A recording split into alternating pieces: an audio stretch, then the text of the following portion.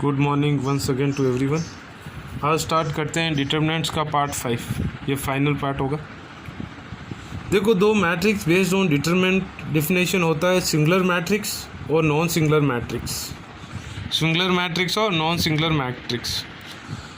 जो singular matrix होता है उसका डिटर्मिनेंट जीरो होता है। जिसका भी अगर डिटर्मिनेंट जीरो होता है वो मैट्रिक्स 2/2 हो, 3/3 हो, 4/4 स्क्वायर मैट्रिक्स जो भी होता है और उसका डिटर्मिनेंट जीरो होता है। डिटर्मिनेंट जीरो है तो singular. Determinant not equal to zero, not equal to zero मतलब नेगेटिव भी हो सकता है, पॉजिटिव भी हो सकता है, जीरो नहीं आना चाहिए, उसको बोलते हैं non singular matrix. Based on determinant matrix are classified into two type, singular matrix जिसका determinant equal to zero, non singular matrix जिसका determinant not equal to zero. अब देखो, कंसिस्टेंट सिस्टम ऑफ इक्वेशंस। आज का class very very important, 6 number का आता है board exam में, 6 मार्क्स ये टॉपिक में से। कंसिस्टेंट सिस्टम ऑफ इक्वेशंस कब होते हैं? जब अपन ने 10th में पढ़ा था लीनियर इक्वेशन, जब यूनिक सॉल्यूशन हो या इन्फिनेटली मैनी सॉल्यूशन हो, a1/a2 not equal to b1/b2 हो या a1/a2 equal to b1/b2 equal to c1/c2, वो दोनों कंडीशंस में अपन लीनियर इक्वेशन में पढ़े थे, कंसिस्टेंट होता है। लेकिन इधर भी कंसिस्टेंट का मीनिंग वही है, लेकिन देखते हैं होता क्या है, किस प्रकार अपन प्रूव करते हैं। फिर इनकंसिस्टेंट मतलब no solution. So no solution linear equation में कंडीशन क्या था? Linear equation a1/a2 not equal to a1/a2 equal to b1/b2 equal to c1/c2, इनको पैरेलल कंडीशन भी बोलते हैं। ठीक है, चलो देखते हैं आगे। देखो, सोचो, मैंने एक जनरल 3 वेरिएबल है, x y z वेरिएबल हो गया, ये कांस्टेंट है d1 d2 d3, a1x plus b1y plus c1z equal to d1, a2x plus b2y plus c2z plus d2 equal to 0, a3x plus b3y plus c3z equal to d3। अब देखो, मैं ए matrix लिखूंगा। ये 3 equations दिए जाते हैं तो सॉल्व करने का तरीका है, वेरी वेरी इंपॉर्टेंट क्लास। जो ए लिखूंगा, मैट्रिक्स ए बनेगा coefficients of X Y Z, coefficients of, और पहला रो क्या होगा? फर्स्ट इक्वेशन में जो कोफिशिएंट्स है a1 b1 c1। Second row क्या होगा? जो सेकेंड इक्वेशन में कोफिशिएंट्स है a2 b2 और c2। और थर्ड रो क्या होगा? जिसके अंदर थर्ड इक्वेशन में एक्स वाई जेड के कोफिशिएंट्स है a3 b3 और c3। और जो x होगा जो वेरिएबल होंगे x y z, 3 ही वेरिएबल है मैक्सिमम अपने। 2/2 में x और y होगा और 3/3 में x और y और z होगा। तो कैपिटल X क्या होगा? एक्स वाई जेड जो वेरिएबल होगा। और एक याद रखना, ऑर्डर यही लिखना है, 3/1 3 रो है और एक ही कॉलम, ऑर्डर इंपॉर्टेंट है, ऐसा ही लिखना है। फिर बी क्या होगा? बी बनेगा जो कांस्टेंट से, इधर 1 2 3 ऐसा जो भी दिया जाता है कांस्टेंट, वो ये भी 3/1 मैट्रिक्स बनाना है, 3/1 मैट्रिक्स। ठीक है ना, 3/1 मैट्रिक्स वो बनेगा B equal to d1 d2 d3। B equal to क्या होगा? d1 d2 d3। और ये एक फार्मूला याद रखना है, x equal to a inverse b, x equal to a inverse b क्या होता है? x equal to a inverse b याद रखना है। इनवर्स का फार्मूला क्या बताए थे लास्ट क्लास में? adj by det a, adj by det a। adj क्या होता है? adj क्या होता है? को ट्रांसपोज ऑफ कोफैक्टर मैट्रिक्स किसके लिए? 3/3 के लिए। और 2/2 के लिए क्या होता है? ए और डी को इंटरचेंज कर दो, बी और सी को माइनस से मल्टीप्लाई कर दो, सिंपल डिटरमिनेंट। ठीक है, चलो आगे देखते हैं। देखो, अब कंसिस्टेंस और इनकंसिस्टेंस के 2 कंडीशन है। केस 1 होता है, अगर केस 1 होता है और नॉन सिंगुलर मैट्रिक्स होता है, ए क्या है? नॉन सिंगुलर मैट्रिक्स, तो सॉल्यूशन होता है इन्वर्स एग्जिस्ट होता है। अगर वही डिटरमिनेंट इक्वल टू 0 आ गया तो इन्वर्स डज नॉट एग्जिस्ट। खाली नॉन सिंगुलर मैट्रिक्स कोई डिटरमिनेंट एग्जिस्ट, इन्वर्स एग्जिस्ट होता है। जो सिंगुलर मैट्रिक्स होता है उसके लिए इन्वर्स डज नॉट एग्जिस्ट। तो पहला कंडीशन क्या है? अगर नॉन सिंगुलर है, नॉन सिंगुलर कब होगा? Det A not equal to 0। अगर det A not equal to 0, inverse exist होगा। इन्वर्स एग्जिस्ट होगा तो सॉल्यूशन कैसा होगा? Unique solution. याद रखना है कंडीशन। केस 1 क्या है? If A is a non singular matrix and det A equal to 0, A inverse exist होगा और सॉल्यूशन किस प्रकार होगा? Unique solution. यूनिक सॉल्यूशन है तो उसको मैंने क्या बोला था? This are system is consistent. क्या होगा? इक्वेशंस कैसे होंगे? कंसिस्टेंट सिस्टम ऑफ इक्वेशंस बनेगा। देखो, 6th एक्सरसाइज का फर्स्ट क्वेश्चन है, फर्स्ट क्वेश्चन। ठीक है, अब देखो, ये 2 इक्वेशन दिए हुए हैं। एक्स प्लस टू वाई, मुझे कंसिस्टेंट और इनकंसिस्टेंट चेक करना है। X plus two Y equal to two, two X plus three Y equal to three. अब मैंने ए क्या बताया था, कोफिशिएंट मैट्रिक्स, एक्स का कोफिशिएंट क्या है 1 2, एक्स का फर्स्ट इक्वेशन में एक्स का क्या है 1 और वाई का क्या है 2, सेकेंड इक्वेशन में एक्स का क्या है 2, वाई का क्या है 3, और एक्स क्या होगा 3, कॉलम के रूप में लिखना है एलिमेंट्स को, मैंने बताया। इधर क्या लिखोगे 1 2/1 मैट्रिक्स, क्या वेरिएबल कितने एक्स और वाई है, एक्स और वाई लिख दिया। बी इक्वल टू 2 और 3, ठीक है। अब इसका डिटर्मिनेंट निकालना है मैट्रिक्स का। देखो 1 इंटू 3 3, बीच में क्या आएगा माइनस, 2 इंटू 2 क्या हो गया 4, 3 माइनस 4 क्या हो गया -1। इसका मतलब determinant is not equal to 0। तो कैसा होगा सिस्टम, क्या होगा कंसिस्टेंट होगा, ठीक है ना। सिस्टम क्या होगा कंसिस्टेंट होगा। ओके, और सॉल्यूशन कैसे होंगे, यूनिक सॉल्यूशन। इसका मैं यहाँ तक ही करना है आप टेक्स्ट बुक के हिसाब से, लेकिन मैंने आगे XYZ भी सॉल्व किया है, किस प्रकार किया है देखो। अब एडजॉइंट क्या होगा, मैंने क्या बोला था एडजॉइंट, ये दोनों मैंने इंटरचेंज कर दिया और इन दोनों को क्या कर दिया माइनस से मल्टीप्लाई कर दिया, तो ये बन गया एडजॉइंट। अब मैंने फॉर्मूला क्या बताया XYZ को या XY निकालने के लिए, x equal to A inverse B। तो कोई भी इक्वेशंस दिए जाते हैं तो अपन को इन्वर्स तो निकालना ही है, A इनवर्स B। इन्वर्स क्या होता है formula ADJ by det, ADJ क्या है 3 -2 1, और डिटरमिनेंट क्या आया था -1, तो -1 से डिवाइड कर दिया -3 बन गया, माइनस इंटू -2 +2 बन गया, माइनस इंटू -1 +2 बन गया, -1 इंटू -1 बन गया, -1 इंटू +1 -1 बन गया। और फॉर्मूला क्या है x equal to A inverse B। x के जगह क्या है, कितने वेरिएबल XY, और इनवर्स के जगह क्या है, इनवर्स का मैट्रिक्स क्या है अपने को -3 2 2 -1, और B क्या है 2 3। इनको मल्टीप्लाई किया हूँ मैं, कैसा होगा देखो, ये रो ये कॉलम 2/2, -3 इंटू 2 -6 +2 इंटू 3 6, फिर सेकेंड क्या बनेगा 2 इंटू 2 4, -1 इंटू 3 -3, -6 + 6 0 बन गया, 4 -3 -1 बन गया। इधर क्या लिखा हुआ है XY इक्वल टू क्या है 0 और 1, तो इक्वेट कर दो ऐसा, इक्वल x इक्वल टू क्या हो गया 0, y इक्वल टू क्या हो गया 1, ठीक है ना। देखो सेकेंड केस 2, अगर A equal to 0 singular matrix होता है, क्या होता है सिंगुलर मैट्रिक्स, तो इनवर्स तो एग्जिस्ट ही नहीं होगा। अब कंसिस्टेंट या इनकंसिस्टेंट के लिए अपने को क्या करना है, देखो अगर एडजॉइंट A इंटू B करेंगे नॉट इक्वल टू 0 आया तो इनकंसिस्टेंट होगा। अपने को खाली सिलेबस में यूनिक सॉल्यूशन ही है, लेकिन ऑब्जेक्टिव के लिए ये याद रखने हैं कंडीशंस। अपन को यूनिक सॉल्यूशन ही आएगा या ऐसा आएगा कंसिस्टेंट है कि नहीं है चेक करो खाली, बस वही क्वेश्चन है। इन्फिनेटली मेनी सॉल्यूशन और नो सॉल्यूशंस के क्वेश्चंस नहीं है, कोई बुक में नहीं मिलेंगे। अगर सिंगुलर मैट्रिक्स होता है तो इनवर्स तो एग्जिस्ट नहीं होगा। अब कंसिस्टेंट के लिए देखो, adjoint A into B multiply करेंगे नॉट इक्वल टू 0 आया तो इनकंसिस्टेंट, और adjoint A into B equal to 0 आ गया तो कंसिस्टेंट भी हो सकता है, इनकंसिस्टेंट भी हो सकता है। फिर कह रहा हूँ अगर det A not equal to 0 तो क्या होगा कंसिस्टेंट होगा, यूनिक सॉल्यूशन होगा, जो मैंने पहले बता दिया। और क्या हो कंसिस्टेंट और यूनिक सॉल्यूशन, वही वो अगर डेट ए इक्वल टू 0 आ गया, सिंगुलर मैट्रिक्स आ गया तो इनवर्स तो एग्जिस्ट नहीं होगा। फिर कंसिस्टेंट और इनकंसिस्टेंट के लिए दो कंडीशन है। क्या कंडीशन है, एडजॉइंट ए मैट्रिक्स ए का एडजॉइंट निकालोगे इंटू बी करोगे, अगर इक्वल टू 0 आ गया तो इनकंसिस्टेंट, खेल खत्म हो गया। लेकिन adjoint A into B equal to 0 आ गया तो कंसिस्टेंट भी हो सकता है। अगर कंसिस्टेंट होगा तो इन्फिनेटली मेनी सॉल्यूशन होगा, और इनकंसिस्टेंट होगा तो नो सॉल्यूशन होगा। इसके कोई क्वेश्चन नहीं है अपने बुक में, ठीक है ना, खाली याद रखना है आपको। क्वेश्चन इतना ही है, कंसिस्टेंट या इनकंसिस्टेंट, या फिर डिटरमिनेंट वो निकालना है XYZ के वैल्यूज। देखो चेक करते हैं 4.6 का थर्ड क्वेश्चन देखो, x + 3y = 5, 2x + 6y = 8। मैंने क्या बताया, ए क्या बनाओगे कोफिशिएंट से, क्या है x का फर्स्ट इक्वेशन में x का कोफिशिएंट 1, y का कोफिशिएंट 3, सेकेंड इक्वेशन में x का कोफिशिएंट 2, y का कोफिशिएंट 6, वेरिएबल कितने हैं x y, ये बना दिया x मैट्रिक्स। b क्या हो गया 5 और 8। डिटरमिनेंट निकालो इसका, 1 × 6 6, बीच में क्या आएगा -2 × 3 -6, 6 - 6 0। आई बात समझ में। तो ये क्या आ गया सेकंड का, ये केस 2 आ गया, मतलब सिंगुलर है। सिंगुलर है तो कंसिस्टेंट भी हो सकता है, इनकंसिस्टेंट भी हो सकता है। कंसिस्टेंट कब होगा, जब adjoint A into B equal to 0 आएगा तो consistent, adjoint A into B not equal to 0 आया तो इनकंसिस्टेंट। समझ में आ रही है बात है। अब देखो ये A x और b लिख दिया, अब एडजॉइंट है इसका क्या होगा, मैंने क्या बोला, ए और बी को चेंज कर लो, 1 के जगह 6 चले गया, 6 के जगह 1 आ गया, और 3 के जगह और 2 के जगह क्या करना है, माइनस से मल्टीप्लाई, -3 और -2। अब इधर इन्वर्स फाइंड आउट करने की जरूरत नहीं है क्योंकि सिंगुलर है तो inverse does not exist, inverse exist ही नहीं होगा।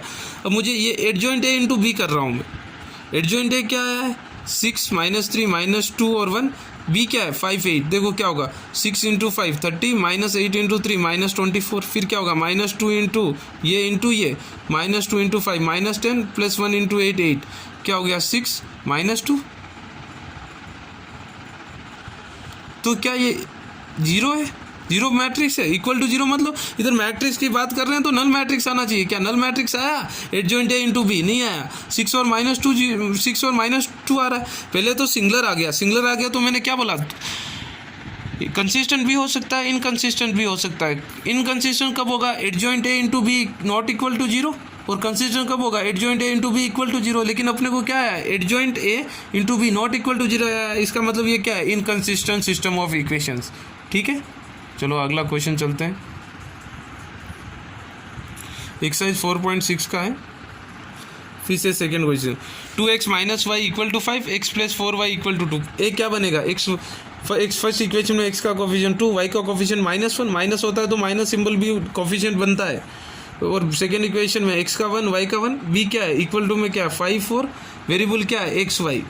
फिर एडजॉइंट मैंने क्या बोला, ये दोनों को इंटरचेंज करना है, ए और डी को, 2 के जगह 1 हो गया और 1 के जगह 2, और बी और सी के जगह क्या करना है, माइनस से मल्टीप्लाई, माइनस इंटू -1 क्या हो गया +1, और प्लस इंटू ये हो गया -1। इसका डिटर्मिनेंट निकालते हैं, क्या होगा देखो, 1 × 2 2, बीच में क्या आएगा -1 × -1 डिटर्मिनेंट क्या आया 3। डिटर्मिनेंट 3 आया तो not equal to zero. Determinant अगर इक्वल टू जीरो तो इन्वर्स एग्जिस्ट होगा। Determinant equal to not zero तो क्या होगा, कंसिस्टेंट होगा। और कैसा होगा, यूनिक सॉल्यूशन। और वही अगर determinant A equal to zero आता है तो दो condition, adjoint A into B not equal to zero तो inconsistent, adjoint A into B equal to zero तो कंसिस्टेंट। कंसिस्टेंट दोनों में हो सकता है।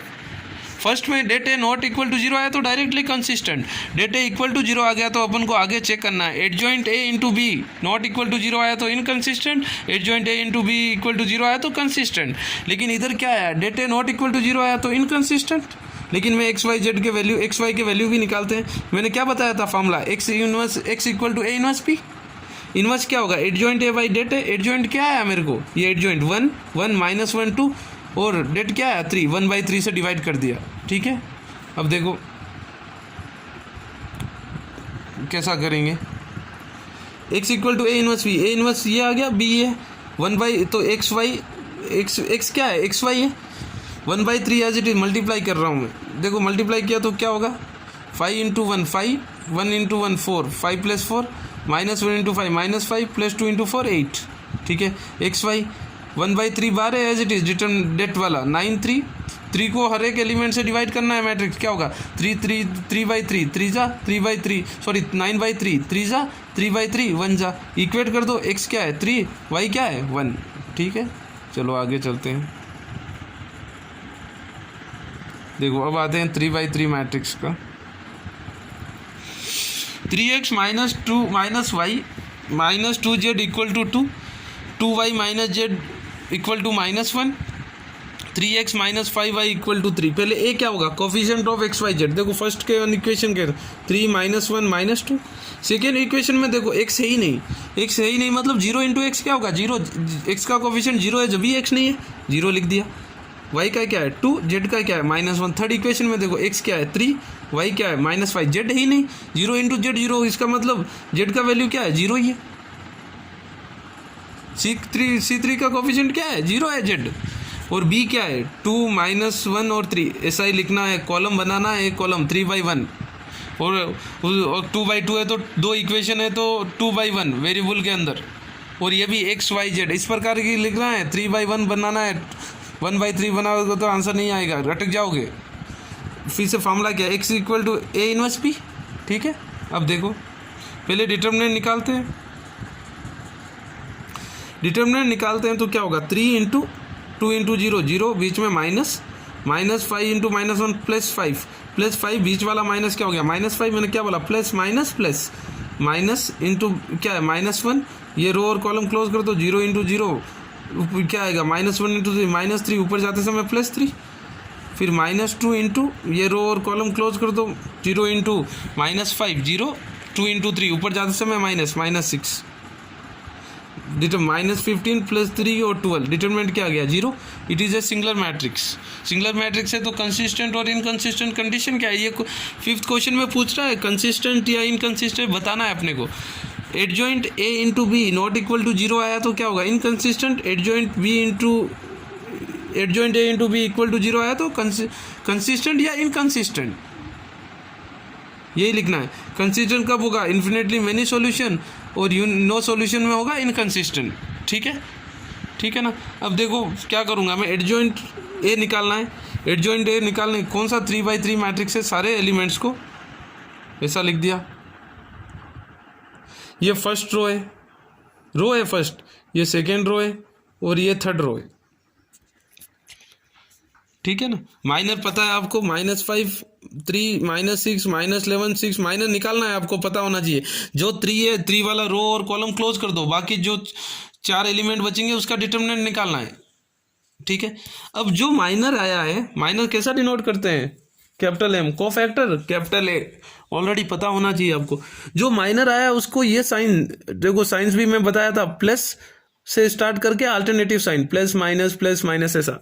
माइनर को ये साइन से मल्टीप्लाई करना है, नंबर से नहीं, एलिमेंट से नहीं करना है, प्लस से। Plus into -5 is -5, minus into +3 is -3, plus into -6 is -6, -1 into -11 is +11, minus into minus plus हो गया, देखो plus into 6 is 6, minus into -2 is +2, plus into 5 is +5, -1 into -3 is +3, plus into 6 is +6। अब मैं को फैक्टर्स लिखूंगा, ये क्या है फर्स्ट रो, किसके फैक्टर्स है फर्स्ट रो के, क्योंकि ये 3 -1 और 2 -2 फर्स्ट रो है, तो ये फर्स्ट रो लिख दिया। 11 6 2 क्या होगा सेकेंड रो, थर्ड रो क्या होगा 5 3 6। मैंने क्या बोला, एडजॉइंट क्या होगा, ये को फैक्टर मैट्रिक्स का ट्रांसपोज। तो फर्स्ट रो क्या है 5 -3 -6, वो क्या बन गया कॉलम, -5 -3 6। सेकेंड रो क्या बन गया 6 11 2 बन गया, 6 11 2 जो रो था वो क्या बन गया कॉलम बन गया। थर्ड रो क्या 5 3 6, वो थर्ड कॉलम बन गया 5 3 6। अब देखो करते हैं adjoint A into B multiply करते हैं, देखो क्या हो रहा है, मल्टीप्लाई करना है। -5 इंटू 2 -10, 11 इंटू -1 -11, प्लस 5 इंटू 3 +15, ये 3/3 है, ये 3/1 है, तो ये दोनों सेम है, मल्टीप्लाई है। मैट्रिक्स क्या बनेगा, जो बनेगा 3/1 ऑर्डर का, 3 रो 1 कॉलम। फिर से -3 into 2 -6, plus 6 into -1 -6, plus 3 into 3 9, फिर -6 इंटू 2 -12, 2 इंटू -1 -2, 3 6 इंटू 3 18, सिंप्लीफाई करोगे -6 -3 -4। ये क्या नल मैट्रिक्स आया, इक्वल टू 0 आना चाहिए, इक्वल टू 0 आया तो क्या होता है कंसिस्टेंट, लेकिन ये इक्वल टू 0 नहीं है, नल मैट्रिक्स नहीं है। इधर मैट्रिक्स की बात कर रहे हैं तो वो जो 0 इक्वल टू होता है उधर null matrix of given order, इधर नल इक्वल टू 0 नहीं आ रहा है, कुछ आ रहा है -6 -3 और 4। तो एडजॉइंट ए इंटू बी क्या है, नॉट इक्वल टू 0, किसका मतलब क्या है इनकंसिस्टेंट। ठीक है, चलो आगे चलते हैं।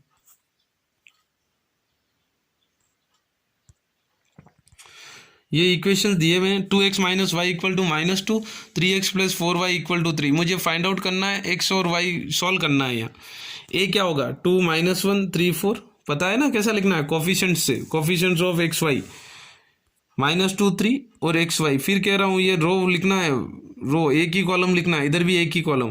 फॉर्मूला क्या, x equal to a inverse b, इसका डिटरमिनेंट निकालो, 4 इंटू 2 8, बीच में क्या आएगा -3 इंटू -1 -3, वो बीच वाला माइनस और -3 क्या बन गया +3, क्या बन गया 11।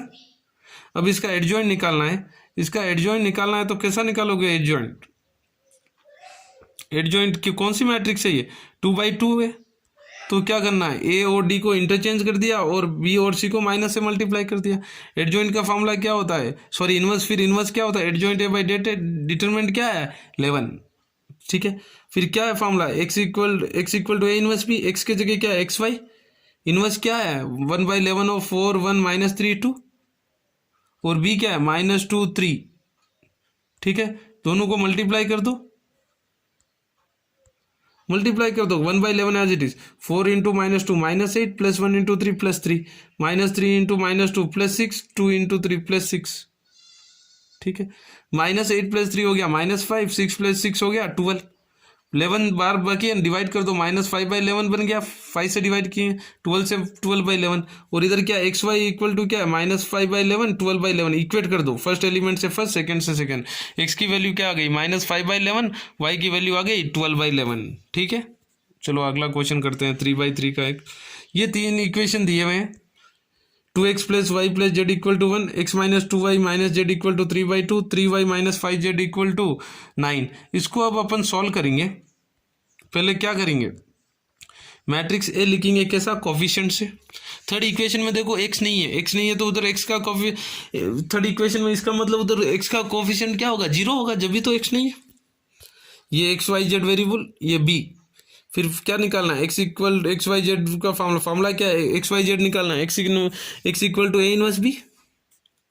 डेट निकाल लूंगा, 2 इंटू क्लोज कर दो, ये रो क्या होगा -5 इंटू -2 +10, बीच में -1 इंटू 3 -3, बीच वाला प्लस क्या बन गया +3। फिर क्या आएगा प्लस -1 इंटू ये रो और ये कॉलम बंद कर दो, क्या आएगा -1 इंटू -5 0 इंटू -1 0, तो -5 बचेगा, +1 इंटू ये 1 इंटू 3 0 इंटू -2 0। डिटर्मिनेंट क्या आ गया 34। ठीक है, फिर मुझे एडजॉइंट निकालने के लिए सेम तरीका जैसा मैं बताया। एडजॉइंट निकालना मतलब transpose of cofactor matrix, 3/3 matrix है, सिंपल। एलिमेंट्स लिख लोगे, first row, second row, third row. ये साइंस याद रखना है, प्लस से स्टार्ट करके, प्लस माइनस अल्टरनेटिव। तो 2 का माइनर क्या होगा 13। माइनर कैसा निकालते हैं पता है ना, जो 2 है, 2 कौन सा है, फर्स्ट रो और फर्स्ट कॉलम का फर्स्ट एलिमेंट। फर्स्ट रो बंद कर दो, सेकंड को और फर्स्ट कॉलम बंद कर दो, जो 4 एलिमेंट बचे हैं उनका डिटर्मिनेंट। फिर को फैक्टर कैसा निकालना है, माइनर को ये साइन से मल्टीप्लाई करना है, जो ये साइन से मल्टीप्लाई करना है। ठीक है, तो ये फर्स्ट रो क्या होगा, को फैक्टर है 13 5 और 3, ये फर्स्ट रो बन गया, को फैक्टर मैट्रिक्स लिख रहा हूँ।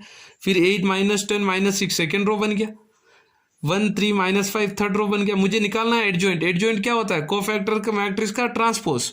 जो फर्स्ट कॉल रो है 13 5 3 वो क्या बन जाएगा, कॉलम 13 5 3 बन गया। देखो जो सेकंड रो है 8 -10 -6 वो क्या बन गया, सेकंड कॉलम बन गया। थर्ड रो क्या है 1 3 -5 वो क्या बन गया, थर्ड कॉलम बन गया 1 3 -5। आई बात समझ में। अब देखो फॉर्मूला क्या है, फॉर्मूला क्या निकालना है, क्या है formula, x equal to A inverse B.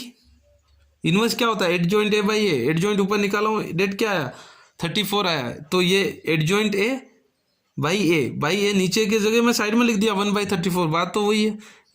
और बी क्या है 1 इक्वल टू में क्या है 1 3/2 और 9।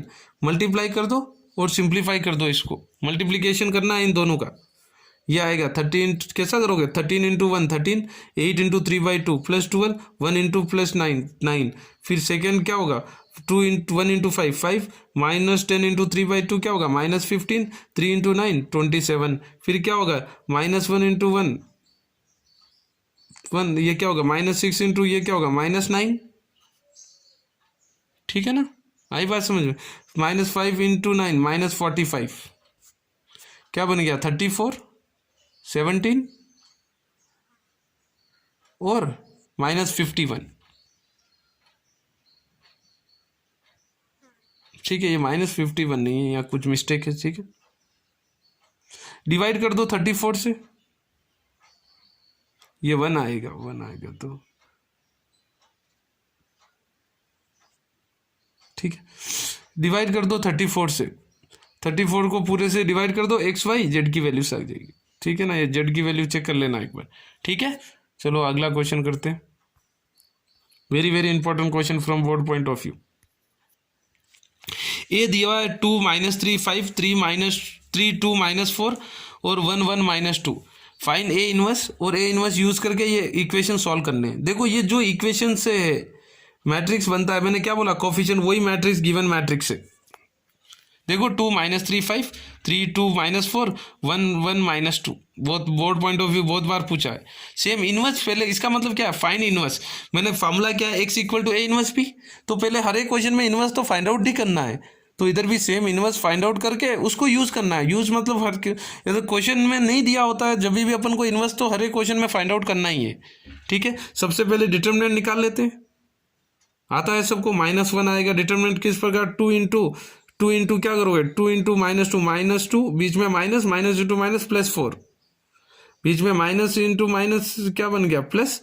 ये रो और कॉलम 3 इंटू -2 -6, ऊपर जाते समय -1 इंटू -4 +4, फिर 5 इंटू क्या होगा, ये रो कॉलम 1 इंटू 3, 3 बीच में -1 इंटू 2 2 -2, डिटर्मिनेंट आया -1। अब जो ये मैट्रिक्स है 3 2 -3 5, कैसा है, इनवर्स का फॉर्मूला क्या है, adjoint A by A. Adjoint निकालने के लिए क्या करना है, टेबल बनाना है एज यूजुअल। ये फर्स्ट रो हो गया, सेकेंड रो के एलिमेंट्स हो गए, थर्ड रो के एलिमेंट्स हो गए। माइनर पता है आपको, माइनर को ये साइन से मल्टीप्लाई कर दो, बन जाएगा कोफैक्टर।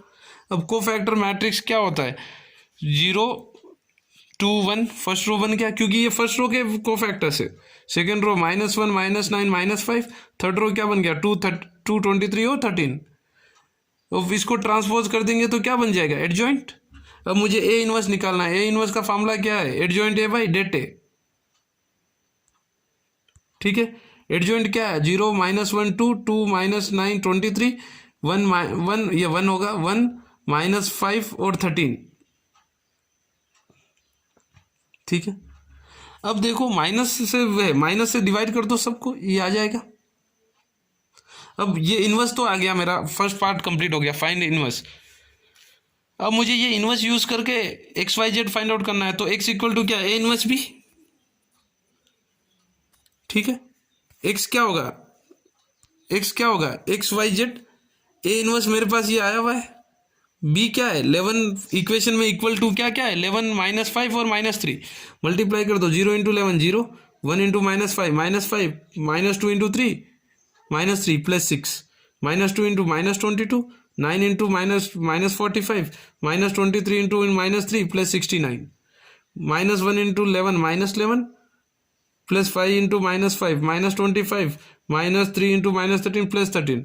सिंप्लीफाई करोगे तो 1 2 3 आएगा। इक्वेट कर दो, फिर देखो एक्स के स्टेट टू स्टेट, एक्स क्या है 1, वाई क्या है 2, जेड क्या है 3। ठीक है, this is end of determinants. If you have any doubt you can directly ask me or send me question. Okay, from tomorrow will start, no, one more video I will be making on determinants, miscellaneous questions and few extra definitions, right, from competitive exam. I hope everyone is reading and working hard so that everyone can benefit from this online classes. God bless you.